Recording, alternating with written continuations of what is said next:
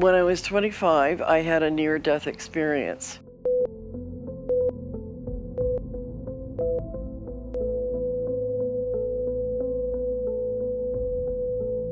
Most people do say they go through a tunnel.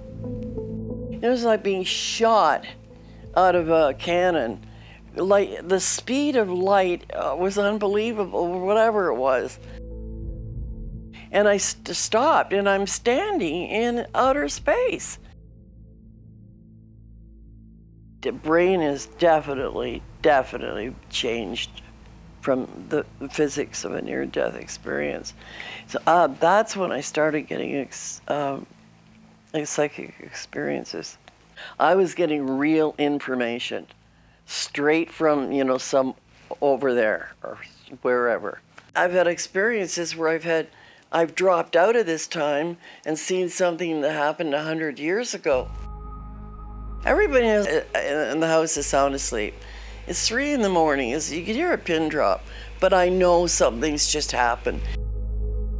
I turn and I look, and somebody is coming right through my door.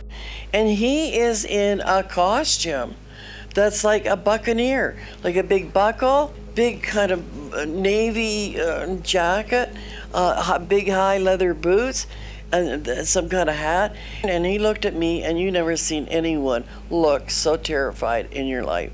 He looked like he saw a ghost. And I looked at him and thought, I'm just seeing a ghost. And then he just vanished. And so, I looked at that and I thought, I have 3 daughters to raise. What is this all about? Maybe I just didn't give it a chance. I was a young mother. If I had been single, maybe I would have thrown myself into it and looked at it differently. But I might have helped a lot of people. I don't know. At the time, I just thought it was a burden, a terrible responsibility. It's just I have a reluctance. Yeah, I have a reluctance to really open it up and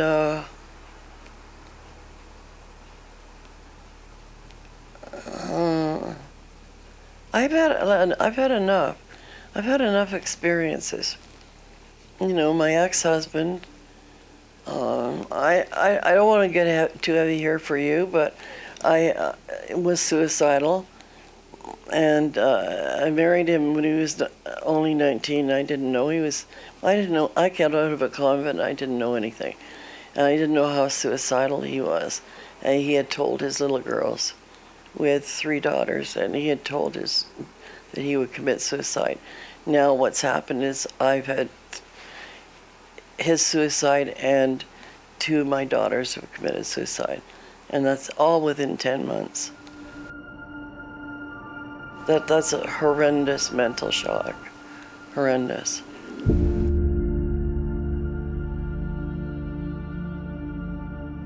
I have just 1 daughter left. And she's a grief therapist. That's her picture there, the master's. She's got graduating there. She got a master's degree in psychology. And she's being a grief therapist now. She's very strong. So it was pretty hard for her father and her 2 sisters. While you're sitting here, the spirits have been in and out of here. My daughter is moving that picture around on Mother's Day, on her birthday. And I mean, I'm not making this up. I don't need to imagine this. I know when a picture's up on a shelf, it's been there for 10 years, and all of a sudden it's on the floor perfectly on Mother's Day looking up at me. Wow. So I figure, I get enough psychic experiences, right? For one thing, I have lung cancer. So I don't think it's a great idea to start a big career again, I would love to know what the difference in time on the other side is, like, after death, like in the afterlife, compared to our time. I mean, time is man-made, right? It's a man-made concept. But I think time is, I mean, every time I have an experience, it's always leaving me with like questions and questions and questions that, that are impossible to know.